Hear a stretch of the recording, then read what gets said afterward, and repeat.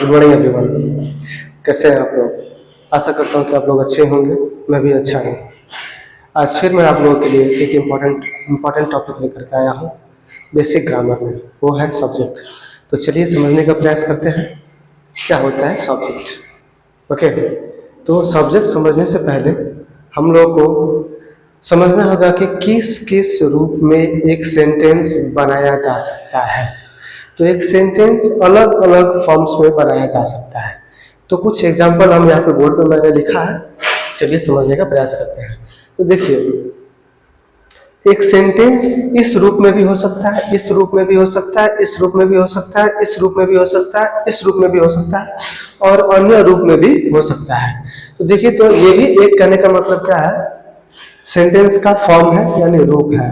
तो सेंटेंस का पहला रूप क्या है, सब्जेक्ट प्लस मेन वर्ब।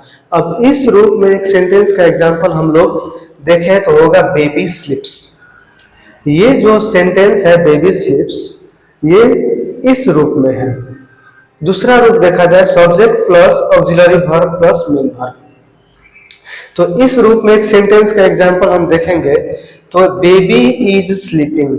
ये जो सेंटेंस है इस रूप में है। अब अगला रूप क्या हो सकता है, ये थर्ड हो सकता है। तो ये रूप क्या है, subject plus main verb plus other words. तो इस रूप में एक सब्जेक्ट सेंटेंस का एग्जांपल क्या हो जाएगा, रोहित किल्ड अ स्नेक। अगला क्या हो सकता है, subject plus auxiliary verb plus main verb plus other words. तो इस रूप में एक सेंटेंस का एग्जांपल हमारे पास हो सकता है, Aparna is writing a letter. और देखा जाए तो यहाँ पर एक और अपने पास सेंटेंस का फॉर्म है जो कि there plus main verb plus subject plus other words है। तो देखिए, इस रूप में एक सेंटेंस का एग्जांपल हो जाएगा, there is water in the bottle. कहने का मतलब क्या, बोतल में पानी है। इसका मतलब क्या होता है, अपर्णा एक खत लिख रही है, रोहित ने सांप को मारा, बच्चा सोया है, बच्चा सोता है। कहने का मतलब कि यहाँ पर और ईटीसी लिखा हुआ है। इसका मतलब क्या, इन 5 रूप के अलावा भी सेंटेंस अन्य रूप में पाए जाते हैं। ओके, ये ईटीसी का मतलब यही है। ईटीसी का मतलब और कुछ भी नहीं है, लेकिन हमें इतना समझने के लिए ये 5 रूप काफी है। तो चलिए देखते हैं, प्रत्येक फॉर्म में ये भी एक सेंटेंस का फॉर्म है, ये भी एक सेंटेंस का फॉर्म है, ये भी एक सेंटेंस का फॉर्म है, ये भी एक सेंटेंस का फॉर्म है, ये भी एक सेंटेंस का फॉर्म है और ये भी एक सेंटेंस का फॉर्म है।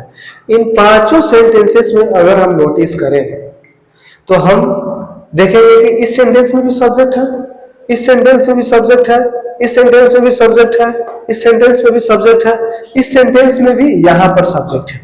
कहने का मतलब यही है कि सेंटेंस चाहे कोई भी हो, उसमें कहीं ना कहीं सब्जेक्ट होना ही पड़ेगा।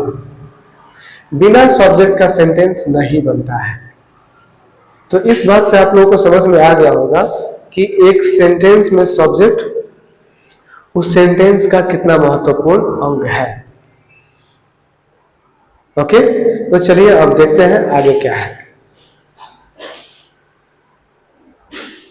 एक सेंटेंस में सब्जेक्ट होना ही पड़ेगा। हमने 5 फॉर्म में यह देखा कि 5 फॉर्म में सब्जेक्ट थे ही थे, है ना। तो चलिए अब देखते हैं सेंटेंस। तो सेंटेंस के बारे में हम क्या जानते हैं कि sentence is a group of word having a complete sense. तो कहने का मतलब कि एक सेंटेंस में कम से कम 2 वर्ड होगा, कम से कम 2 वर्ड्स होंगे, 3 भी हो सकते हैं, 4 भी हो सकते हैं। तो एक सेंटेंस में जितने भी वर्ड्स हैं वो सभी के सभी क्या है, वो सेंटेंस का अंग है। ओके, तो चलिए देखते हैं एक सेंटेंस का अंग क्या क्या हो सकता है। एक सेंटेंस का अंग subject, object, adjective, verb, adverb, etc हो सकते हैं। ओके, तो एक सेंटेंस का अंग जो है ये 5 में 5 हो सकते हैं और इनके अलावा अन्य भी हो सकते हैं। लेकिन ये सब्जेक्ट के बारे में क्या बात है, देखा जाए कि ये सब्जेक्ट जो है, ये सब्जेक्ट अभिन्न अंग है।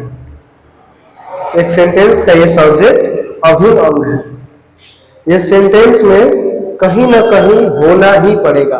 ये सेंटेंस में फर्स्ट में भी हो सकता है, बीच में भी हो सकता है, लास्ट में भी हो सकता है, लेकिन होना ही पड़ेगा, कहीं ना कहीं ये होगा ही होगा। इसलिए हम क्या कहते हैं कि subject in the sentence is mandatory, और ये अभिन्न अंग माना जाता है, मतलब ये होना ही पड़ेगा। अब ऑब्जेक्ट के बारे में क्या है कि ऑब्जेक्ट होना संभव है। ये सेंटेंस में ऑब्जेक्ट हो भी सकता है और ऑब्जेक्ट नहीं भी हो सकता है। ये ऑब्जेक्ट किस पे निर्भर करता है?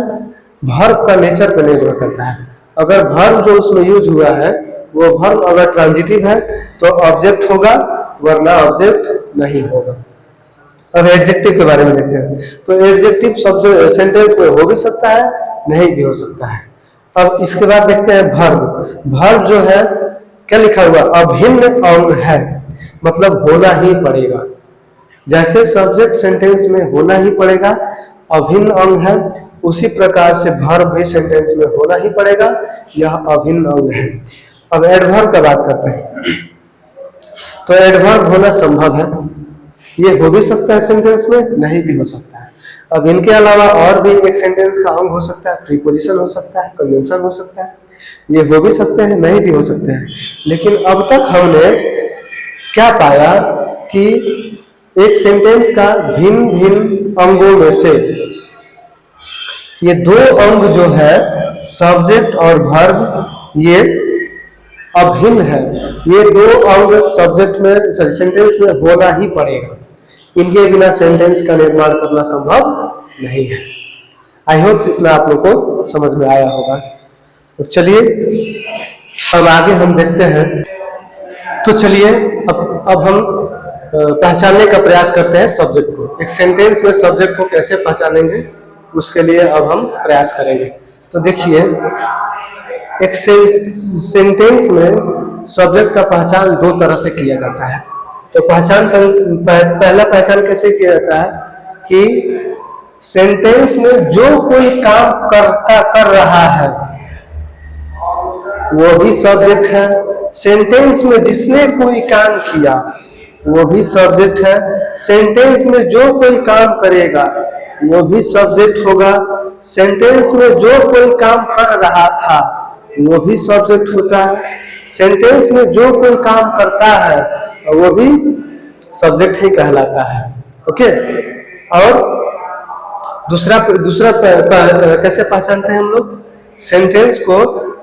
अब जिस व्यक्ति के बारे में सेंटेंस में जिस व्यक्ति के बारे में या जिस वस्तु के बारे में चर्चा किया गया है, ओके, उस व्यक्ति या वस्तु को भी हम लोग सब्जेक्ट ही कहते हैं। तो किस प्रकार से हम लोग सेंटेंस में सब्जेक्ट पहचानते हैं? एक सेंटेंस में सब्जेक्ट पहचानते हैं इस प्रकार से। तो इस एग्जांपल से समझने का प्रयास करते हैं। यहाँ पर क्या लिखा हुआ है? Ram goes to school. तो विद्यालय जाने का काम कौन करता है? राम करता है। तो यहाँ पर लिखा हुआ है जो कोई काम करता है। तो ये विद्यालय जाने का काम कौन करता है? राम, इसलिए राम हो गया सब्जेक्ट। अब इस सेंटेंस में देखते हैं, सी इज प्लेइंग बैडमिंटन। तो बैडमिंटन कौन खेल रही है? सी। तो सी हो गई क्या? सब्जेक्ट। फिर क्या हुआ यहाँ पर? आई एट फूड। किसने खाना खाया? खाना खाने का काम किसने किया? मैंने। तो मैं हो गया सब्जेक्ट। और एग्जांपल देख लेते हैं। तो example number 4, Ram is intelligent.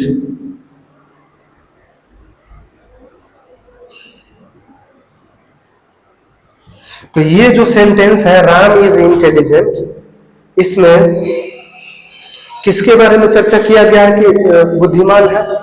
Ram के बारे में। तो वाक्य में जिसके बारे में चर्चा किया जाता है वो भी क्या होता है? सब्जेक्ट ही होता है। तो इस सेंटेंस में सब्जेक्ट क्या है? इस सेंटेंस में सब्जेक्ट है राम। आई होप आप लोगों को समझ में आ गया होगा कि एक सेंटेंस में कैसे सब्जेक्ट पहचानते हैं। तो सब्जेक्ट पहचानने का तरीका दो है। पहले तो देखेंगे कौन काम कर रहा है, किसने काम किया, कौन काम करता है, कौन काम कर रहा था आदि। जो भी काम को कर रहा था या किया है, जो करता है, वो क्या कहलाता है? सब्जेक्ट कहलाता है। दूसरा क्या? सेंटेंस में जिस भी व्यक्ति या वस्तु के बारे में चर्चा किया गया है वो भी क्या कहलाता है? वो भी सब्जेक्ट कहलाता है। उदाहरण के लिए ये 4 सेंटेंसेस हमने देखा। तो इसमें क्या है, यहाँ पे क्या है, Sita is a beautiful girl. इसमें मान के चले कि हम पता नहीं कर सके कि सेंटेंस क्या है, तो हम लोग कुछ क्वेश्चन बनाएंगे, हु इज ब्यूटीफुल गर्ल, तो इसका आंसर आएगा सीता। तो जो आंसर आएगा वही हो जाएगा सेंटेंस में सब्जेक्ट। तो सेंटेंस में सब्जेक्ट क्या है यहाँ पर, सीता। अभी से ये सेंटेंस देखते हैं कि ही प्लेज क्रिकेट। ओके, अगर हम इसमें नहीं पहचान सके सब्जेक्ट तो क्या करेंगे, क्वेश्चन बनाएंगे हु प्लेज क्रिकेट, तो आंसर आएगा ही। तो ही हो गया क्या, सब्जेक्ट। तो इस प्रकार से हम लोग क्या कर सकते हैं कि सेंटेंस में सब्जेक्ट पहचान कर सकते हैं। ओके।